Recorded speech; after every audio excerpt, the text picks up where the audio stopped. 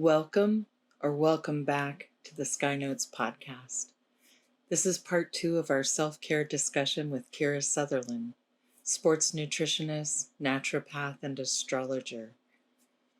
Tracy, Kira, and I will be discussing the different ways folks approach self-care and self-care stereotypes that either reveal more about what we can do to take care of ourselves or deviate too much to be useful at all. We're glad you're here. Thanks for joining us. I like it. Yeah. So, my motivation for this was what I said about the whole self-care thing going off the rails. But the other thing too is that it can just be so simple. So, an example as an Aries moon female, it's not that for me. I just need to set up something to look forward to. And it's interesting because I remember having a client with an Aries moon, and it was the same. Like she was quite bogged down, and I said that. I said, just set yourself something to look forward to. And it was so wild because in that minute, you just like she just settled right down. And that was an easy thing to do. And it wasn't like she could stop beating herself up for not taking naps and baths. And I just think that that little piece of information that can give somebody something that really means something to them that can really help. Right. And so Yeah, and it doesn't have to be, you don't have to be out Wim Hof breathing and ice bathing. But you know what? If that's what works for you, you go do it. But it's those little hits of self care because we have busy lives. People have families or pets or kids or work or, whatever. But it's the little giving to yourself, right? That little nourishment to make your soul feel a little bit happier. That's probably how we should phrase it rather than having to be so health focused, right? Like, well, and so tell me mhm. if you agree with this. So one of the things that I tend to, because I don't know all the answers, of course, and that's hard for a Virgo to admit, but um I'll ask, what charges your battery? Because to me, that's what it's about, is about, Hmm. what can you do that builds up the reserves? Because I said that to a girlfriend, and she said, cleaning out my closets. Yeah. That's amazing. Oh, It's an Capricorn, amazing thing. Capricorn Yeah. moon. And so it's that's actually that conversation was something that really that's why this topic has stuck in my brain. And that was a few years ago because it forced me to shift how I saw self-care. Oh, So God, yeah. A day to myself where I did a closet clean out yesterday. It was really Nice. good. I was like, I don't need that. I don't need that. It's all sitting there. That gives me a high. I'm going to bring it back to dopamine for a Yeah. minute because that's a big topic for a lot of people. Dopamine makes us feel great, but it also calms our brain. Dopamine calms our nervous system and makes it go quiet. The busy brain, dopamine quiets it. And Wow. if Yeah. your dopamine hit comes from eating chocolate, Right. having an ice bath, cleaning your closet, exercise, whatever. I mean, this is not true, but maybe some self nourishment, self care is about getting some healthy serotonin and dopamine hits. Those neurotransmitters make us feel amazing. Yeah. And when we feel amazing and rested, that charges our battery. Yeah. Healthy ways of seeking those. Yeah, my husband is a moon in Capricorn and I'm a Mm, moon in Cancer. And that, I've called him like a junior astrologer because he hasn't studied with anyone. He just listens to what I go through. And now he's a pretty good astrologer. oh, And yeah. when we first got started, I would get into a state and with my Cancer moon, I'd be ready to be wrapped up in a blanket, brought hot chocolate, with a movie on and left to Mm. my own, probably to cry, like Steel Magnolias or something silly like that. And I studied what the Capricorn moon would want. So when he felt bad, I would clean the house and I would put things in Oh, order, and I would find places to finish a job he had started to kind of take it off his oh. plate. But the thing that I really appreciated was by explaining to him that there would be this natural, like, he thought a great date night was volunteering like at the homeless shelter. And I was like, or we could go to this really nice restaurant and have really nice cocktails.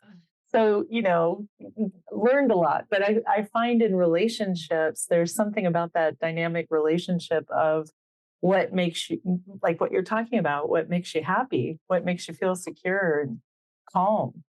Yeah, yeah. You know, I love what, as a naturopath and nutritionist, be present when you eat, be, mindful and chew and blah, blah. Uh, I'm a Sag moon, right? Let's get that right. I love nothing more than eating a healthy meal while watching TV. Like, that is my friggin' bliss. Not Yes, sitting around I will sit around a dining table with love great it. company and have this stuff. But at the end of the day, I have give, give, get. I'm a lecturer at university, or I see clients, or I like, I mean, I'm sure we're all like this, but in the healing profession, I spend my day holding space for others or giving to Yes. others, right? I come home, I just need to be entertained Yes. while I'm eating my yummy, slightly Jupiterian sauces and yummy, hot, good fats. Yes. And for years, I beat myself up over that. That's so bad that I'm not being more present with my food and whatever. And then I had a um, human design reading 1 or 2 years ago, which is has astrology behind it as well as a bunch of other stuff. And the person doing the reading was like, do you like watching TV while you eat dinner? Because that's actually really good for you. That's actually, and I was like, how sad that I needed somebody else to Right. give me permission for something I knew that I loved.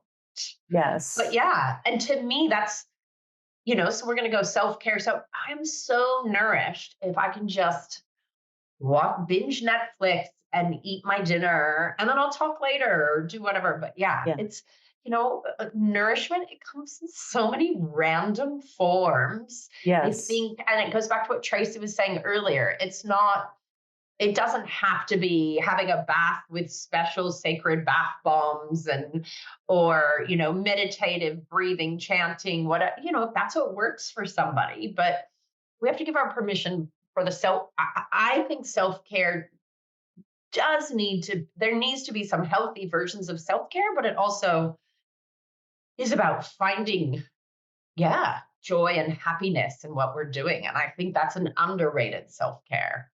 That always reminds me of Gautama Buddha, the ascetic Buddha who was, skin and bones and nothing. And he kind of passed out by the river, and Radha, the milkmaid, came by and got some milk on her finger and shoved it in his mouth. And he realized that God didn't want him to starve to death, that God wasn't saying that that was better than living with a milkmaid or enjoying the environment or good food or stuff like that. And when I read that story, I felt such a strong connection to just that realization of, oh, I can do, I can learn, I can figure out what I like, I love that.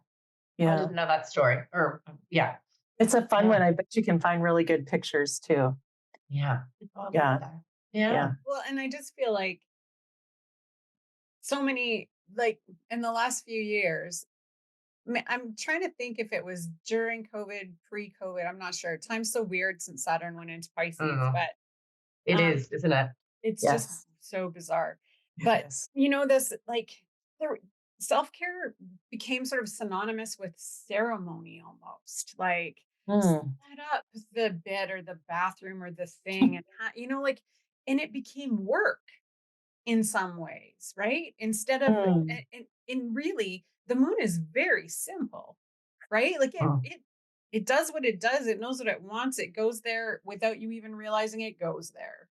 And so to make it into something so complicated, and now it feels like I already have so many other effing things to do. Now I have to put the right kind of salt in my bath. Like what the hell, you know? And I know for me as an Aries moon, a bath is no. Unless I love it. That's a unless no. I have things that are a no for me. unless it's a jacuzzi and there's gonna be lots of movement in the water. My heart rate's gonna go up and I'm gonna feel like something happened. Right? Like maybe I burned a couple calories while I was in there. Then that's okay. I'll Oh go well, through that. I'm gonna give you the research on that, Tracy. Okay. If you sit in a hot enough bath or hot tub, jacuzzi, for 30 minutes, it actually does stress your cardiovascular system like going for a gentle jog. There is hot water for a certain amount of time, has similar stressing hormesis, good stress benefits as exercise. So does that make you happier? Yes, absolutely. And I had myself convinced of that anyways. When we don't have a jacuzzi now, but we used to. And so that Yeah. then I took baths because I could go in there and come out feeling energized You've done as opposed to, something. yes, exactly. Yeah. But It fed that fiery cardinal moon instead of laying with the flower petals and the book. No, I that's just no, not for me. I find it interesting everybody's different take on what a nourishing bath is, depending on their Right? astrology or not. Like, there's some people that are like, Right. I won't get in a bath to save myself. Other people, the bath is like candles and wine. Whereas I was like, oh, I could never drink in a bathtub. Like, to me, it's I read books in the bath. If I don't Oh, have something lovely. to do while I'm in the bath, I would be bored to death. I can sit in a bath for an hour, but I need to be reading. For me, it's a reading time, whether Oh, I put bath salts in, or the truth is I prefer bubbles. I have to have like, I put in way too much healthy bubble bath, and it's got to be like bubbles spilling everywhere. I don't want to be able to see into the water. I need it like, maybe that's a Jupiter thing. But yeah, I have to be reading, or sometimes my guilty pleasure is death scrolling funny reels so that I'm laughing the whole time. And then I that's send them to, good. like, my friends can tell if I've been in the bath because all of a sudden everybody has 10 real, TikToks that I've sent to them, but they're always funny ones, Right. right? Yeah. I can't watch TV in the bath. I can't watch. Sometimes I'm like, oh, I've paid for that course. I'll watch that course while I'm in the bath. It doesn't, there's this entertainment to being in the bath for me that's, yeah, it's different. Yeah, I'm practicing being lush in the bath. I got, I had surgery last year, so I had like a long pillow, a table for gadgets that maybe I don't have, and the stickers to make the bottom look as though I'm on a glass boat and there are fish underneath me, which Oh I my think is God. the equivalent to what you're talking about with the bubbles. I Yeah. have Yeah. something to look at, and all sorts of scrubby things and things to toss in. And my Yeah. fantasy to be true is like a spa, like a giant spa. Yeah. I maybe that's something that like a past life thing or something like that. But I have drawn this bathroom where you walk through the closet and it's sort of like, here's where all of the sauna stuff is, and here's Mm. where the cold plunge is, and that's not a person's bathroom. Do you know what I mean? Oh, When it I could be think about mine. it, But I that's love. I would spend a month in it and that's happily. Yeah. interesting to me because to me that now sounds like an escape. And I Sure. could buy into that Yes. stuff right there. Right? Like so there's some it's interesting because there are things about it if it's set up the right way that I could be convinced that it would be a great idea. But Right. I think that back to it being such a production. To me Right. it's like if anything is too much work to set up and more than what I'm going to get out of it, the Aries Virgo combination, that's such a waste of energy and time that I cannot get behind it. Um, Yeah. I Well, love and how that- and- lunar it is that we're talking about how to set up a bathtub or a spa right? for what's relaxation versus what's work. I love it. Exactly. Go search self-care. And Well, Oh, it'll all be and back. it's all going to be bathtubs and flowers. Right? well, I will toss in, some of the other types of kinds. My husband needs to run or ride his bike, for 4 or 5 hours, for a couple of times a week. He didn't start running. He stopped running for 30 years, which I think is the prototypical high school student who was run to the point where their knees got injured. And then he slowly worked his way up to running again. And now he's run 600 miles. And it's exactly the same thing that I'm doing. When I grab a new notebook, for me, it's like journaling or. Oh, I love people in their notebooks. I love watching people in their notebooks. You know what I mean? Yeah. So when I realized that he was actually, and we call it emotionally processing, that he required that, right? And yeah. So as much as I talked about baths, I'm the same. There's my Sag moon in the 9th needs movement,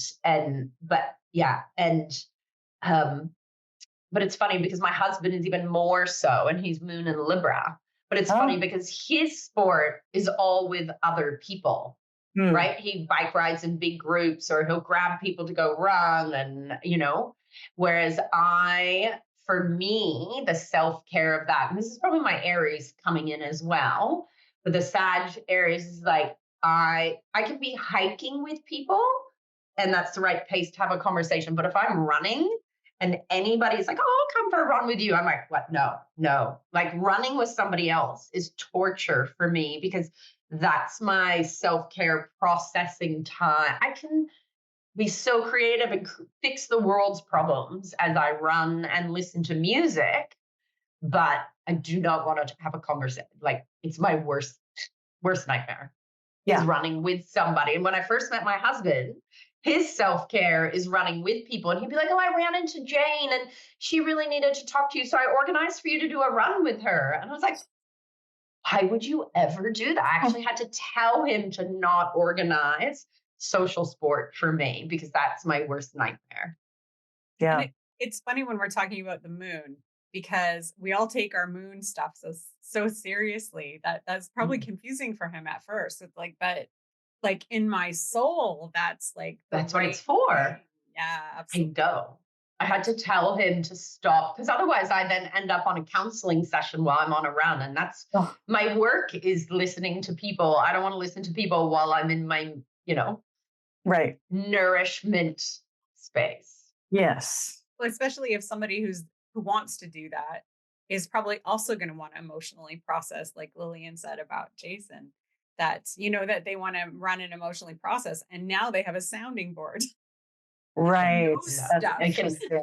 I'll send him over for a run with your husband. That's hilarious. But, let's physical in the moon. We don't think about, we think of the moon as emotional and nourishment, but we need to look at, true health is that mind. I'm going to sound like a hippie here, but I'm a naturopath.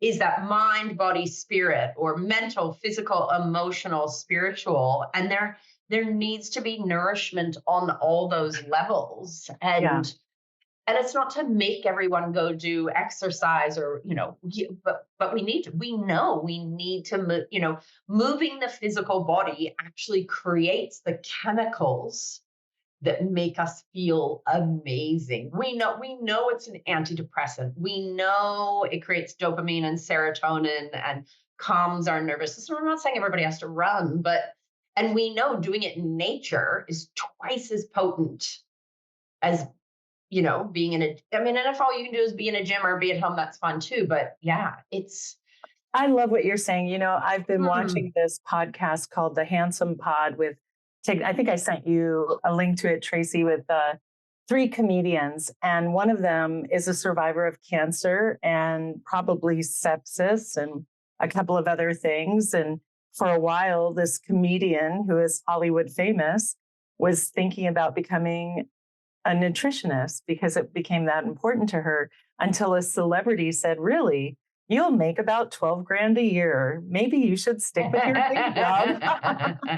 Anyway, she advocates for treading in water. And I agree with you. I study Feldenkrais and try to kind of understand somatic experiencing. And in both of those modalities, even if you're paralyzed, there's a way to be in your body to kind of move with it and kind of figure out what you can accomplish. And for me, it's my retirement plan. Not that I foresee anything negative happening, but I don't want to be unprepared for, I will feel fragile, as I get older. And, 30 years from now, I will want to look back and go, oh, what a smart kid. They practiced things that I can still do at my age, Yeah.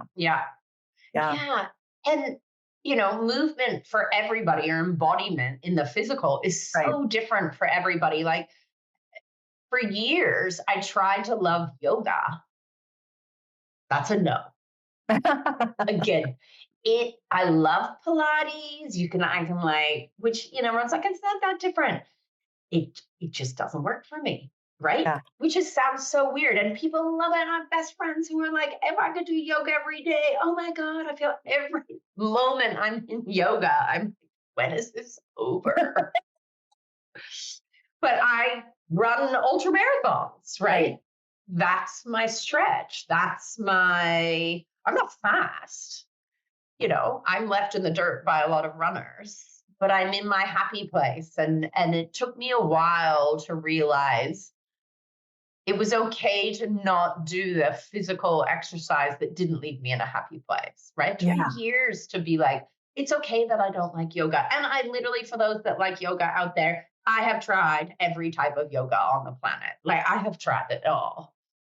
I was It's just not my flex. I didn't think I liked yoga. And then I had an amazing instructor. Yeah. And that was a very different experience for me because I had totally written it off. And I'm not saying this so that you change your mind. That's not my point at all. And it's not that I actually enjoyed it all that much. There were moments I enjoyed. I enjoyed what I felt like after. And I actually had nothing make me feel that good after I had done it. So I feel good after yoga. That was a shift for me. But I've tried every time. I've even gone to like 7-day yoga retreats. At one point, I almost signed up to become a yoga teacher because I was like, I have to get through this. So maybe I need to learn to teach it. And then I was like, you know what? No, I don't. My life is short. My time is precious. I'm going to do the shit that I do enough physical stuff that it's okay to not like it. Absolutely. For sure. Yeah. There's a film called Lucky, and Harry Dean Stanton is the celebrity that stars in it. And he was in a film with Nastasia Kinski, but I don't know how to kind of situate him for you. It was the last film he made before he passed. He was in his late 90s. And the film opens up with him and his morning routine. And he's in his tidy whities. And he's just doing 10 of these and 10 of these and kind of turning around. And you do get to a point where it's like, that's going to be plenty, it's like at a certain point. And the fact that he's not letting go of it, every sort of elder person I've seen that I feel like stays present, in that tide of whatever it is that comes for you, the older you get, mortality or just the way the world changes, they hold on to so much of themselves if they've got that, if it's a walk or if it's swimming or if it's, gardening for some people. Gardening is actually hard work, right? All the little Tory moons are like, yes, you finally. I got to tell you this, and then I'll stop. But I went to my PT today, and we have like a 5-foot no-lie mountain of wood chips in our yard, and I'm well enough to do it, to put stuff in a wheelbarrow. And so Jason gave me a shovel. That's my husband, and a wheelbarrow to bring to PT. And we're out at my car, practicing, how does my hip support the movement? And how do I do this so that I can have it be, this is going to be my everyday kind of exercise for a little bit. Yeah. But it really comes to celebration of the physical in whatever form you have and whatever you can do. That's what exercise really should be. Yes, we know we're supposed to get our heart rate up. Yes, we know we're supposed to do strength training as we age. because it's strong, it's good for our bones. But the more, we know in research, the more muscle you can hold as you age, the longer you will live. That's actual fact, right? Yeah. So, but it needs to be celebration of the physical body. Even if the physical body is giving you a hard go, it's still, we have to find that celebration. 100%. Yeah, I took a yoga course for autoimmune, and I thought, I'm going just because I'm really curious about what that means. And what it ended up actually, the whole essence to what the point was not letting the nervous system get stressed out and being mindful of what it became for me was becoming mindful of my patterns of anticipating pain, anticipating resistance, right?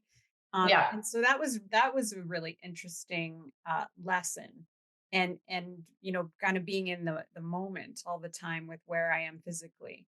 And so that was a really huge learning too. Um, and Thank you. allowing myself to make it fun again. Because I mean, I danced for years. So I mean, Yeah. part of my life that was just so physical, Do you know what I'm doing at the moment? I started the day we went into Aries. So maybe you want to do this with me. I'm trying to recruit as many people as possible. I listen to a song, turn it up really loud. I am actually videoing myself, which I'm quite fit. People would laugh that I have an issue with it, but I find it confronting to video myself, my whole body, not just my You're head. a human, And I have a dance party by myself every morning before I leave my house. I sometimes skip a morning and then I have to do 2 songs the next day, and I'm allowing myself to just miss days. But I pick a song to dance to and I shake it off every morning. It's a big dopamine thing. I'm on this dopamine thing at the moment, if you can't tell. And I had a head cold recently, and so I picked slower songs. So I did, baby movements. Nice. But if anybody is home at the same time as me, but I'm doing it, I'm recruiting them I love to that. do it with me. So I was just on a retreat with a girlfriend, and I'm like, "You dance?" And she was like, "What?" And so I made her dance. And so there's videos of 2 people dancing. I don't video the whole song because it'll take up all memory on my phone. But I'm really interested to see the compilation for the Oh, year of trying to, it's my assignment for this year. And because music is self-care, right? Music is self-nourishment, whatever music works. And so I've recruited this one other friend to do it. And so each day we're actually texting each other what song we listen to. And we do a screenshot of us in motion, which are hilarious to see screenshots of you dancing. And we're complete geeks together. And that's my self-care that I'm doing. That's what I've never done before. Because I think we forget to dance. I mean, you're a dancer, Tracy. We forget how fun dancing is for the soul in whatever chair dancing, if you got bad knees or what, Yeah, that's my thing. If anybody wants to join me. Oh, I love that. A variation of that that I was doing for a while was singing. Because, bringing that vibration into your body does something quite magical. Vagal toning. Yeah. And I was just reminded, I was in the car and I've just been into audiobooks for a while. So I haven't been turning music on in my car or turning, I just haven't been doing it. And I just happened to turn the radio on, and I think it was Tiffany. I think we're alone now, which I used to sing at the top of my lungs from the 80s or the 90s. Right? Yeah. And so I did it, and I thought, oh God, that made me feel amazing. I'll dance to that song today. Oh, that's really good. That's really good. But that too, if you don't feel like dancing, put on a song you love to sing and sing it at the top of your lungs. That shifts your energy in a mad way. Yeah. I truly believe driving by yourself, that's all you're supposed to be doing. I try to listen to audiobooks and I can't do it. I have to sing at the top of my lungs while I drive, to a point where on road trips, if I'm road tripping by myself, I've lost my voice. Yeah. Yeah, I know. It's so bad because I can't not sing at the top of my lungs in a car. I love that. Agreed. I love that. Agreed. It's the thing that keeps me awake on a long drive for sure. Yeah. No, Yeah. I love it.